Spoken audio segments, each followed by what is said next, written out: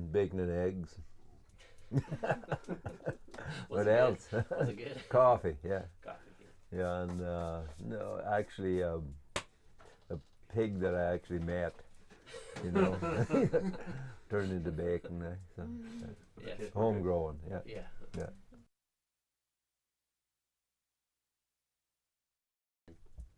My name is Vince McIntyre.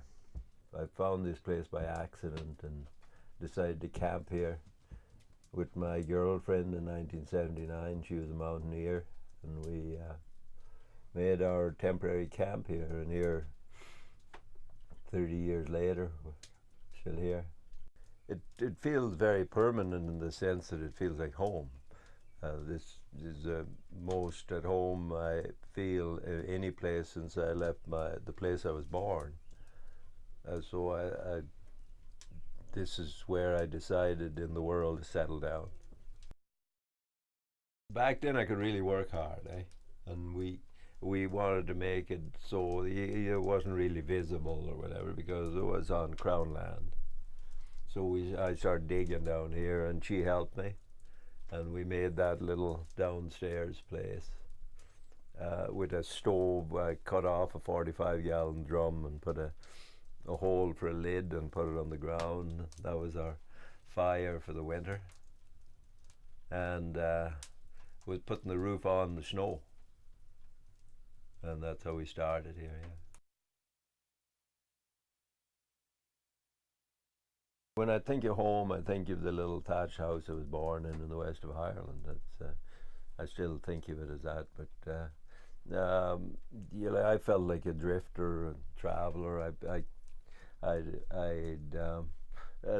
traveled a lot around BC and just seeing what was happening. I'd go down to the coast sometimes. I'd go up to the Caribou, the Chilcotin, and camp, and then find some work to do for somebody. I worked for a hay rancher up there, a cattle rancher, and that's where I first used horses. And it was when it just brought me back to my childhood. We did before the tractor. Everybody had tractors. And we did. My father, he was a horseman, and I helped him when I was like 10 years old and stuff. Learned to drive horses. It's not that I wanted to do it back then, but I learned enough by the observation to be able to do it when I got older. For a person to learn horses out of a book is pretty difficult. Yeah, some sort of connect. Like a lot of people, I find that with their first introduction to the horse, they treat it like a machine. Like you say "whoa" and the brakes are on, you know. And to me, it's more like being on a boat in rough water. That there's always movement going on, and you always have to be in touch with the movement with horses. You can't just say, "Oh, I got that figured out," and then drift off. When you do that, your horses drift off. So it takes a lot of focus. For me, it's a discipline. It's actually maybe like somebody doing the yoga or something like that, because you really takes you out of yourself, makes you focus on, and yeah, you have to be like that to make it like horse thing work for you, and keep even temper. So if you get angry with your horses, you're in trouble. They feel that right away, and they don't.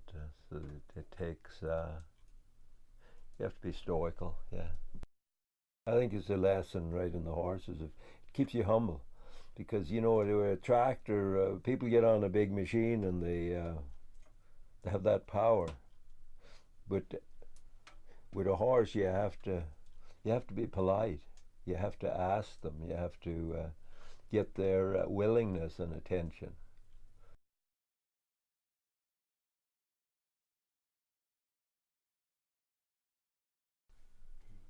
I left home because I didn't get along with my dad, it, and and I got as far away as possible from family because of all the tragedies associated with my childhood. And I ended up uh, going to South America for a year, and then when I come back, I went as far north as I could go. That was to Dawson City, and there was something like I was getting away from, that I never, back then I never thought I'd ever settle down, that I'd always be a traveler. Right? And when I come here, I kind of grew into the place, and my daughter was born here in the Kootenays, so that's probably the reason that it made it home for me. Yeah.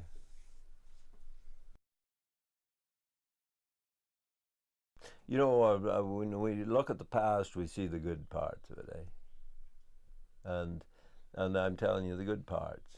And I have spent a lot of my time in them good years where I was depressed about stuff and thought too much about what's happened to the world and so on, and believing in and realizing that I'm helpless if I don't have a cheap planning job.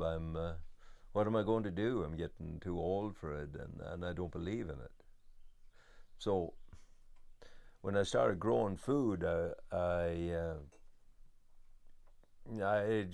come to realize that this is really important to feed my family and my friends and people around me, and that